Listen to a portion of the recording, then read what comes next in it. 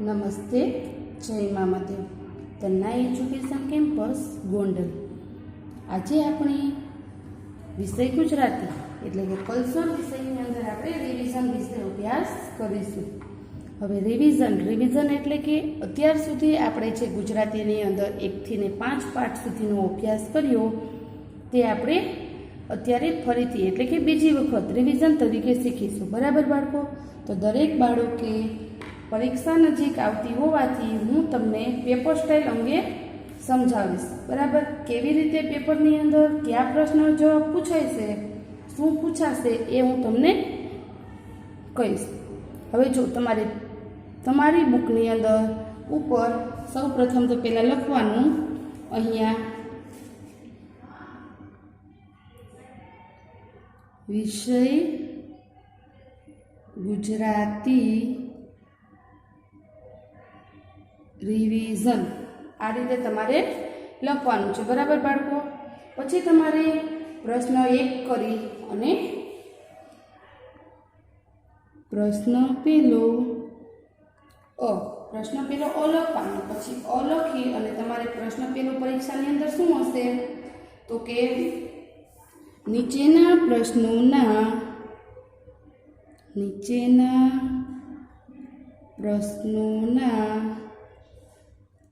ઉત્તર માટે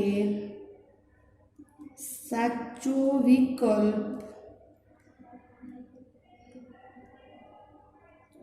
પસંદ કરીને રાઇટ કરો. પછી 1 કરવાનું. હવે તમને 1 થી 5 પાઠ આપેલા છે ગુજરાતીની સ્વાપોથીની અંદર. એમાંથી તમારે કોઈ પણ જગ્યાએથી તમને આખી સ્વાપોથીમાંથી તમને કોઈ પણ જગ્યાએથી વિકલ્પ પૂછશે તો એ વિકલ્પ તમારે કઈ રીતે લખવાના એ હું તમને અહીં કહીશ.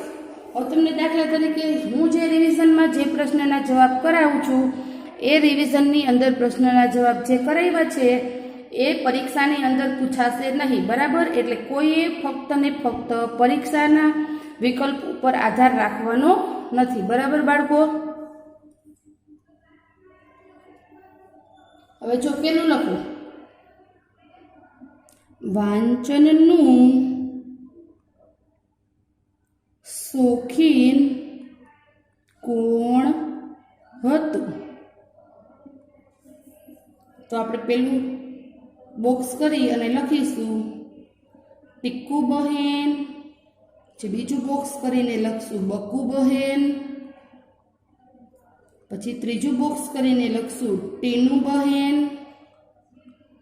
અને 4 બોક્સ કરીને લખશું મીનુ બહેન.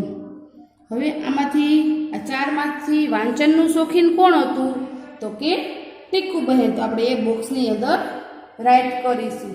આ રીતે જે મેં તમને વિકલ્પ પૂછ્યો એ રીતે તમારે 40 માર્કના પેપરની અંદર કેટલા વિકલ્પ આવે એ તમે ગુણભાર ઉપર આધાર રાખે છે. બરાબર બાળકો? હવે એ જ રીતે પેલો પ્રશ્ન તમારે વિકલ્પનો પૂછાશે તો આ રીતે તમારે વિકલ્પ લખવાના.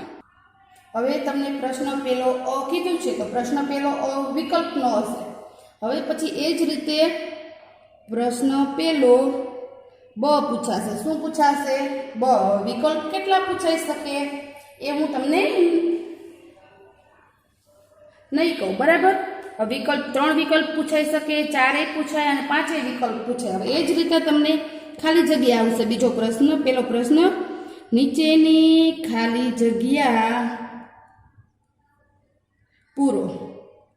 હવે એમાં તમને કેટલી ખાલી જગ્યા આવશે એ પણ કંઈ ખ્યાલ નથી. હવે હું તમને ખાલી જગ્યાનું ઉદાહરણ આપું કે કેવી ખાલી જગ્યા હોય એ પ્રમાણે ખાલી જગ્યા પૂછાય. હવે પહેલી ખાલી જગ્યા છે ફાસ્ટું સસલું જંગલની નીકળી ગયું. હવે જવાબમાં શું આવશે? ફાસ્ટું સસલું જંગલની ખાલી જગ્યા નીકળી ગયું. તો કે બહાર.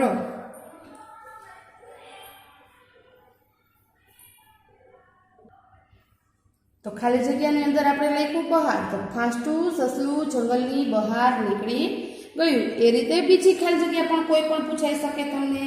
બીજી ખાલી જગ્યા હોય તો તમે કોઈ પણ પાઠની અંદરથી બીજી પૂછાઈ શકે. તો બીજી ખાલી જગ્યા કદાચ કોશેટો એકદમ ખાલી જગ્યા હતો. કોશેટો હતો એ એકદમ કેવો હતો? તો કે કઠણ. બરાબર, આ રીતે તમને ખાલી જગ્યા પૂછાશે. બરાબર ને બાળકો? હવે પ્રશ્ન નંબર 2. પ્રશ્ન નંબર 2 ની અંદર શું પૂછાશે? તો કે ખરા ખોટા. તો લખો વાક્યો ખરા છે કે ખોટા તે રાઈટ કે રોંગની નિશાની કરીને જણાવો. હવે ખરા ખોટા પણ તમને 1, 2 અથવા તો વધારે પણ પૂછાઈ શકે. તો આપણે ખરા ખોટા પણ આપણે એ જ રીતે કરીશું. ખરા ખોટામાં તમને સ્વાપોથીમાંથી કોઈ પણ જગ્યાએથી ખરા ખોટા પૂછી શકે. તો આપણે લખીશું પેલું ખરું ખોટું કે સુઘરી સરસ ઘર બનાવે છે. સુઘરી સરસ ઘર બનાવે છે એટલે મને સુઘરી કહે છે. સુઘરી કહે છે. અહીંયા બાજુમાં ચોરસ હશે. હવે તમારે ચોરસની અંદર સાચું કે ખોટું કરવાનું છે. તો એમાં ચોરસમાં કરીશું આપણે સાચું. પછી એ જ રીતે તમને બીજું પણ ખરું ખોટું પૂછાઈ શકશે કે અદ્વૈત ઈયળ બન્યો. અદ્વૈત ઈયળ બન્યો. તો એ સાચું કે ખોટું? તો કે ખોટું. આ રીતે તમને ખરા ખોટા પૂછાશે. પછી છે પ્રશ્ન બીજો બ. પ્રશ્ન બીજો બ. તો બ ની અંદર શું પૂછાશે? મને ઓળખી મારું નામ લખો. મને ઓળખી મારું નામ લખો. હવે એમાં પણ આપણે એ જ રીતે લખીશું. હવે એમાં પેલું લખો પાણીમાં હું તરું છું, બહાર કાઢો તો મરું છું. બહાર કાઢો તો મરું છું. તો જવાબમાં શું આવશે? તો કે માછલી. આ મને ઓળખી મારું નામ લખો એની અંદર પહેલો પ્રશ્ન પાણીમાં હું તરું છું, બહાર કાઢો તો મરું છું. તો કે માછલી. પછી બીજું છે હું 3 પાંખો વાળું પંખી છું, બધાના ઘરમાં રહું છું. હવે એવું કોણ છે કે હું 3 પાંખો વાળું પંખી છું, બધાના ઘરમાં રહું છું? તો કે પંખો. આ હતું મને ઓળખી મારું નામ. હવે આવશે પ્રશ્ન નંબર 3. એમાં આવશે અ. નીચેના વાક્ય કોણ બોલે છે તે લખો. નીચેના વાક્યો કોણ બોલે છે તે લખો. હવે એમાં પણ પેલું આવશે નીચેના વાક્યો છે તે વાક્ય કોણ બોલે છે એ આપણે જોશું. હવે એમાં આવશે આ તો ઈંડા લાગે છે. તો આ વાક્ય કોણ બોલ્યું હતું? તો કે ઈવા. નીચેના વાક્ય કોણ બોલે છે એ તમને ખાલી એક્ઝામ્પલ તરીકે બતાવે છે કે કેવી રીતે નીચેના વાક્યો બોલે છે અને કેવી રીતે લખવાનું એ. બરાબર. હવે આપણે બીજું વાક્ય પણ એમાં લખીશું.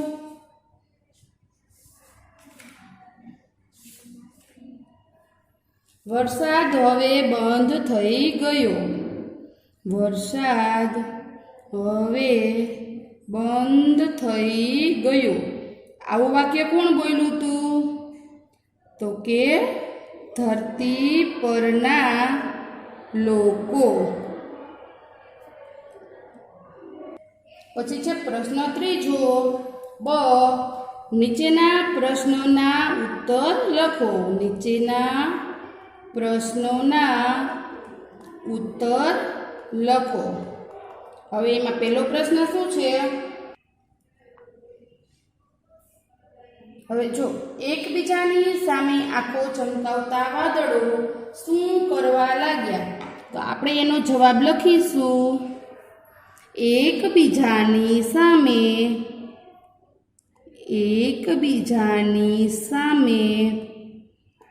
આંખો ચમકાવતા વાદળો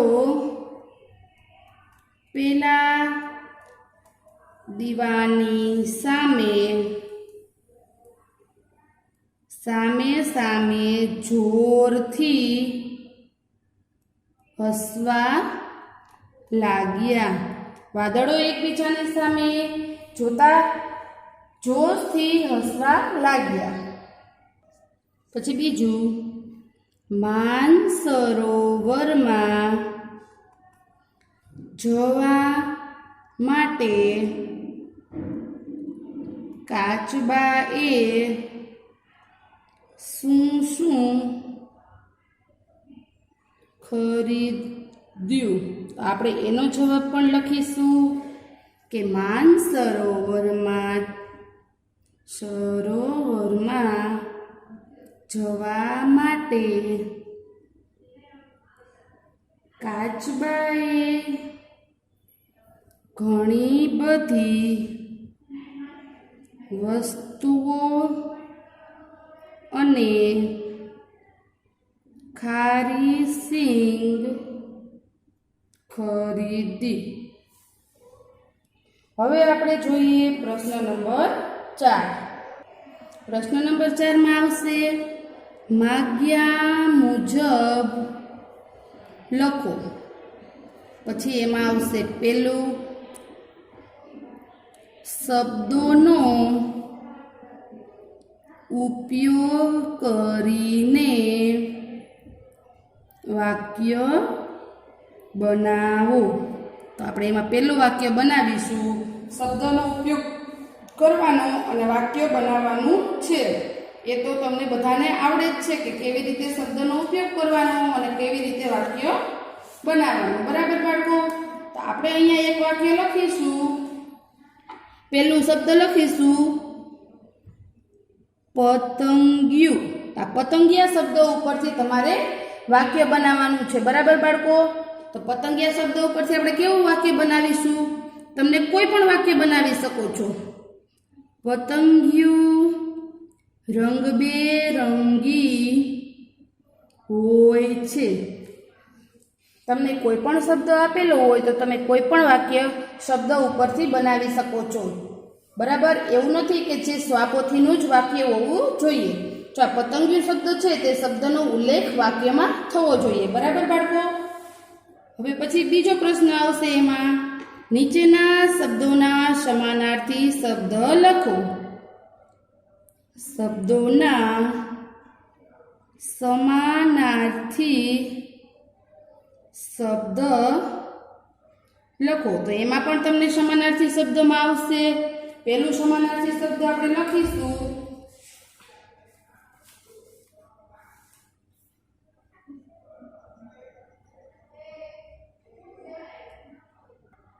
પેલો શબ્દ આપણે લખીશું નજીક. તો સમાનાર્થી શબ્દમાં તો આપણે લખીશું એનો જવાબ નજીક એટલે પાસે. અને બીજો શબ્દ લખીશું આપણે સમાનાર્થી શબ્દમાં ફૂલ. તો ફૂલ એટલે પુષ્પ. પછી એવી રીતે ત્રીજો પ્રશ્ન આવશે નીચેના શબ્દોના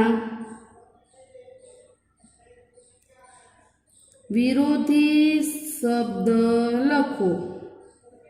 તો એમાં પણ પેલો શબ્દ વિરોધી શબ્દમાં આપણે લખીશું કઠણ. તો કઠણ એટલે કેવું થાય? તો કે નરમ.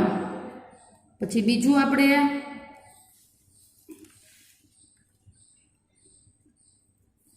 બીમાર. તો આવશે તંદુરસ્ત.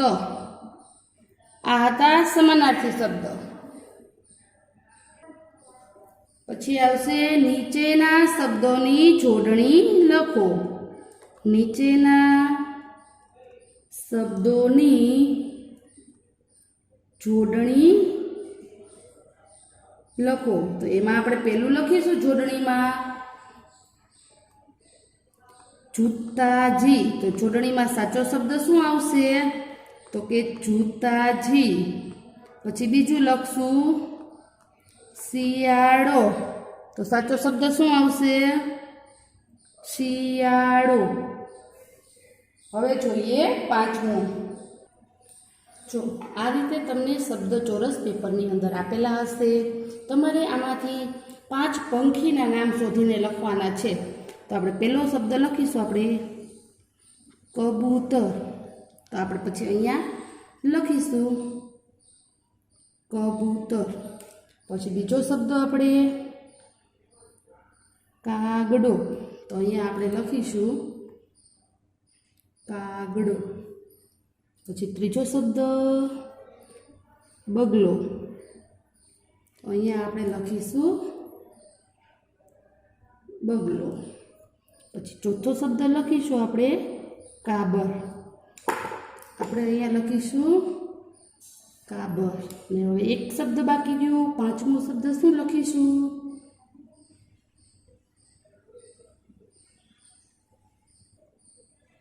પંખી અને પ્રાણીમાં પછી પાંચમું નામ લખીશું પ્રાણીમાં શિયાળ. બરાબર બાળકો? શબ્દ ચોરસમાંથી પંખીના અને પ્રાણીના નામ શોધીને લખવાના હતા. બરાબર? 5 નામ અહીંયા મેં લખ્યા છે. હવે જોઈએ છઠ્ઠો પ્રશ્ન.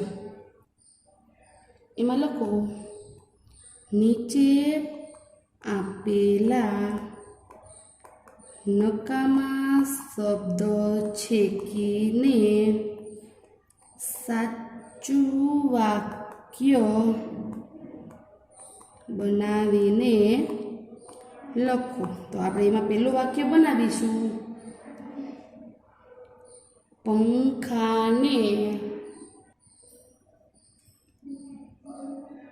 2 3 પાંખ પાંખ્યા છે. હવે આમાં સાચો શબ્દ જે છે એ રાખવાનો છે. તો ખોટો શબ્દ ઉપર છેકો મારવાનો. 2 અને પાંખ ઉપર છેકો મારી સાચું વાક્ય બનાવીને લખીશું આપણે પંખાને 3 પાંખ્યા છે. બરાબર બાળકો? આ રીતે આપણને આખું પરીક્ષાની અંદર પેપર પૂછાશે. પેપર સ્ટાઇલ પ્રમાણે તમારે પેપરની તૈયારી કરવાની છે. બરાબર? આ બધું પેપર તમારે રફ નોટ એટલે કે HW બુકની અંદર લખવાનું છે. બરાબર? તો ત્યાં સુધી બધા બાળકોને આવજો. જય મામાદેવ.